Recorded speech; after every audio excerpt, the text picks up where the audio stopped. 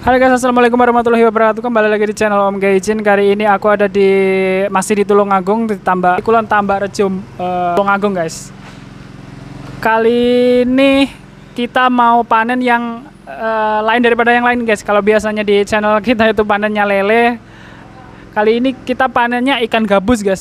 Ikan gabus dipanen dan kita mau tanya-tanya, kita mau belajar-belajar dengan yang mau dipanen.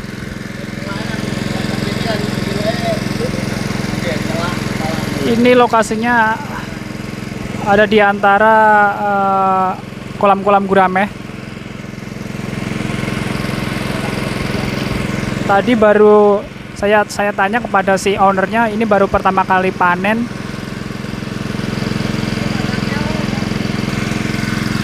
Pak, ini kolamnya Pak ya? Iya. Ini baru panen yang keberapa kali Pak ini? Satu kali lah betul. Kutunya satu kali Pak ya? Nah, biasanya apa Pak ini Pak? Gurame ya? Wah, semoga saja nanti hasilnya memuaskan Pak ya? Kalau hasilnya baik nanti saya kutuk semua nanti. Oh gitu? Oke Pak, nanti kita lihat Pak ya, hasilnya bagaimana. Mantap nih guys. Jadi ini bapaknya yang punya kolam ini guys. Biasanya ini semuanya gurame, tapi untuk kutuknya masuk baru pertama kali ini guys. Jadi tahap uji coba percobaan, tapi kalau nanti hasilnya bagus, bapaknya mau dikutuk semua ini guys, nih kolam-kolamnya ini semuanya. Mantap, kutuk. Oke guys, kita langsung tanya-tanya dengan ahlinya ikan gabus ini guys ya. Muhammad Yakin. Oke, dengan Pak Yakin. Gini Pak, kolam gabus itu yang baik gimana? Kalau menurut saya semuanya baik mas. Ya cuma kalau untuk biasanya konsumen itu mintanya kan ikan hidup. Yeah. Jadi pembudidaya itu kebanyakan yang dipakai kolam beton sama kolam terpal. Kolam beton sama kolam terpal. Kolam semi pun ada, cuma biasanya kalau mau manen agak susah. Oh gitu. Soalnya kan banyak tanahnya gitu loh. Aturan kolamnya kayak gini, cuma kasih jaring keramba. Ya kayak gini. Yang bagus ya beton bagus, sama kolam terpal juga bagus gitu. Oke, jadi sistem kolamnya kalau bisa seperti ini ya guys ya.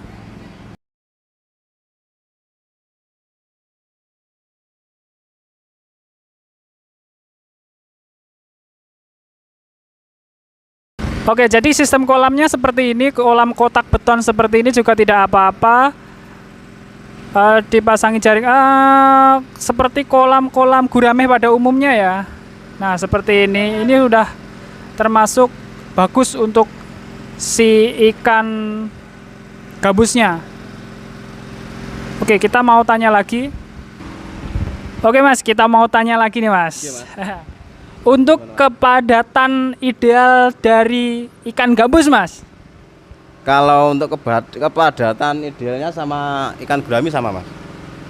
Sama, 1 meternya dikasih 20 sampai 25 per meter. 20 sampai 25. Kalau ada itu channel YouTube yang dari mana itu, Kulon Progo itu, 1 meter dikasih 200, itu ikan nggak akan besar.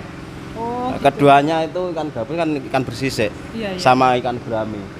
Jadi mau nggak mau ya tebar agak lebar. Agak jembar gitu. Kalau tebar padat nggak bisa. Oh, jadi kalau ikan gabus itu nggak bisa mas ya ditebar padat ya? Nggak bisa, soalnya nggak ada sisik. Nggak ada sisiknya. Kalau ikan patin sama ikan lele kan nggak ada sisik. Ya. Nah, tapi kalau ikan gurami, ikan gabus itu kan ada sisiknya. Iya, gitu. Yang bersisik mas ya. Jadi itu nanti pengaruh ketika usia remaja biasanya banyak yang mati mas. Kalau dari kecil memang nggak kelihatan. Tapi ketika usia remaja itu pasti nanti ada kendala. Gitu loh. Oh gitu. Oke mas, untuk selanjutnya saya mau tanya tentang pakan. Jadi pakan yang bagus untuk ikan gabus itu yang protein gimana mas? Misalnya protein kan banyak banget mas ya.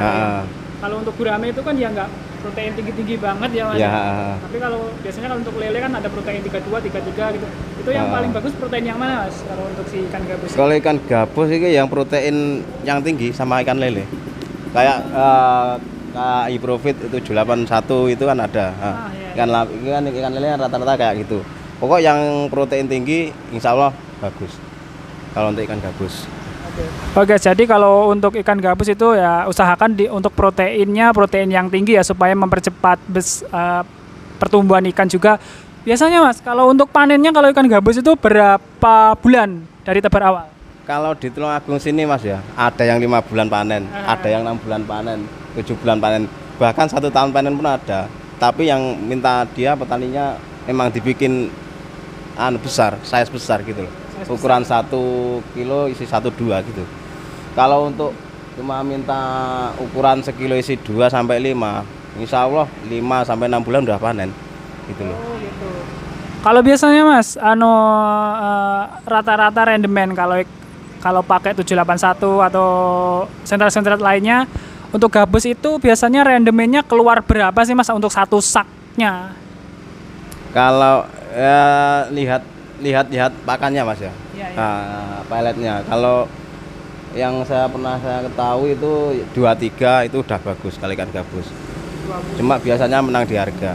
Tapi kalau ikan lele biasanya kan lain. Iya, Biasanya 30 udah bisa keluar kan gitu. Ya ada yang 25 minim sampai 30. Iya. Mas, ya? Iya. Kalau ikan gabus nggak bisa. Cuma soalnya mintanya kan ukurannya konsumsi kan segitu Mas. Iya. Ukuran pasar. Sekilo isi 1 sampai 5 gitu. Jadi itu di apa itu? Sama berat ikannya itu kan segitu. Sekilo isi 1 sampai 5. Ikan gurami kan lain lagi gitu loh. Iya. Ikan gurami kadang per 1000-nya kalau ikan gurami kan 25 sampai 30 ya habisnya. Tapi kan ikan gabus 15 sampai 20 kan udah panen gitu loh. Iya. Bedanya segitu. Jadi kira-kira seperti itu guys. Dan permintaan pasar itu biasanya untuk ikan gabus yang paling sering itu 1 kilo isi berapa Pak? Yang banyak Mas ya. Yang banyak itu lain daerah kan lain. Yang banyak sekilo isi 1 sampai 3. Isi 1 sampai 3. Nah, minim 3 on. 3 on. Kadang banyak yang minta herbal itu buat herbal kan banyak Mas. Buat minyak albumin. Pil kutuk kan ada. Iya, ada. Nah, itu. Benar. Itu kan itu minyak albumin kan mintanya kadang memang minim ukuran 3 on. Gitu loh. Jadi sekilo isi 1 sampai 3. Kalau pasar kadang ada yang minta kecil, ada yang minta besar gitu. Lain daerah kan nggak sama gitu loh minta. Kalau untuk perawatan Mas ya, perawatan ikan kutuk itu bagaimana Mas? Susah apa enggak Mas kalau menurut sampean? Kalau menurut saya Mas ya, saya juga pernah memelihara.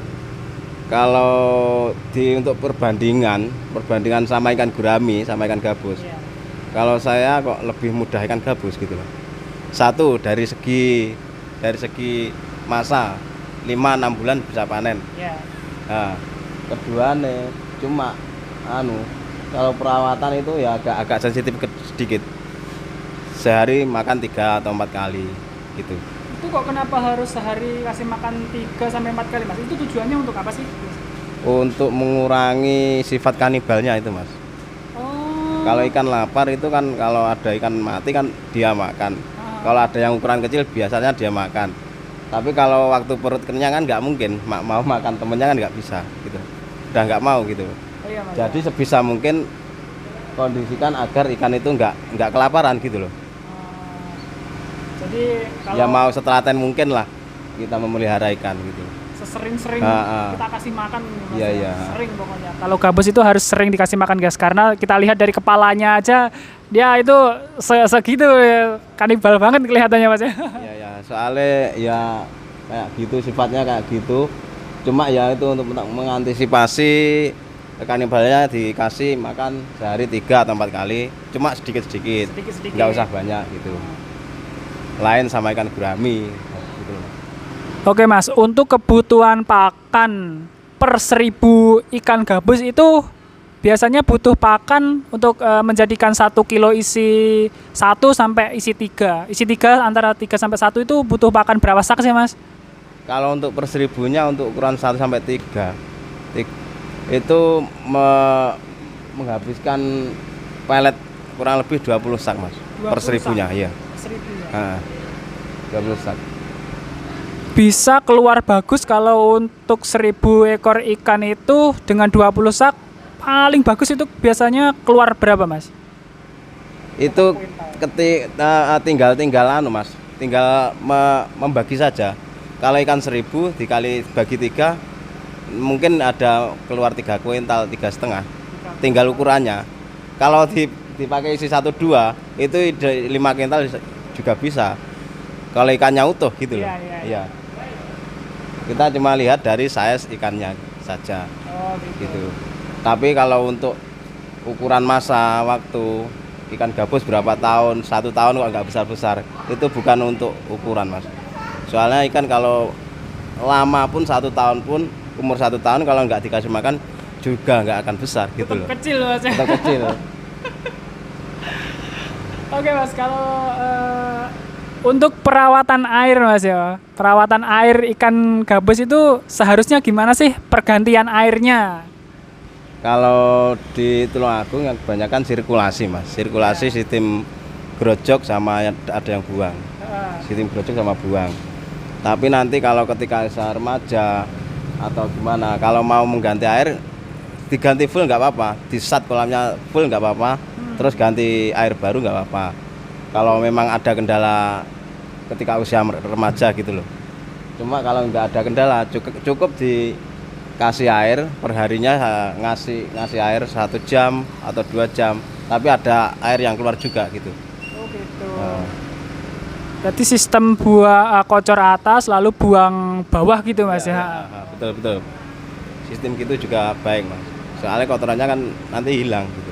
Kalau ikan gabus itu kotorannya cenderung di bawah Mas ya kelihatannya ya. Ya betul, di bawah.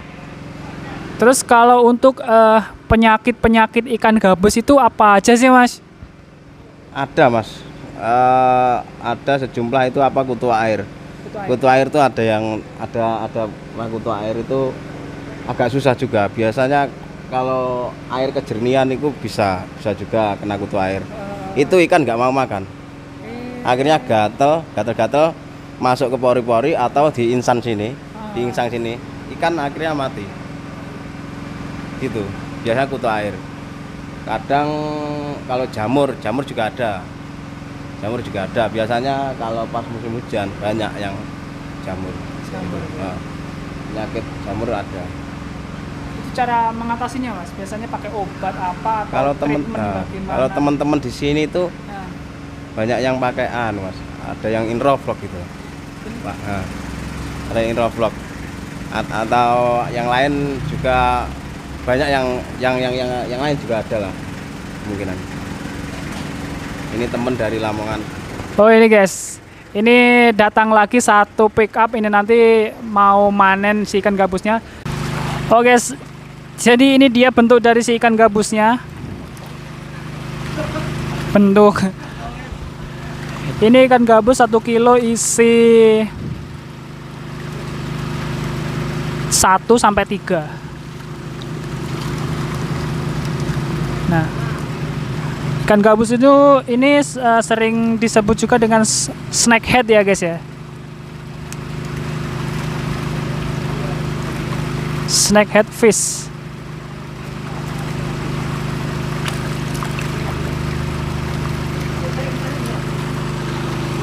Nah, ikannya ngumpul di sana ini semua. Di tempat yang airnya bersih.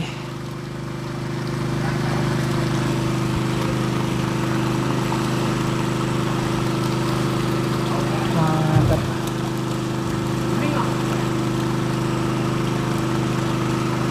Kata masnya tadi kata Mas ya Pak Yakin tadi ikan gabus itu cenderung bobotnya lebih berat daripada ikan-ikan lainnya guys. Wah mantap.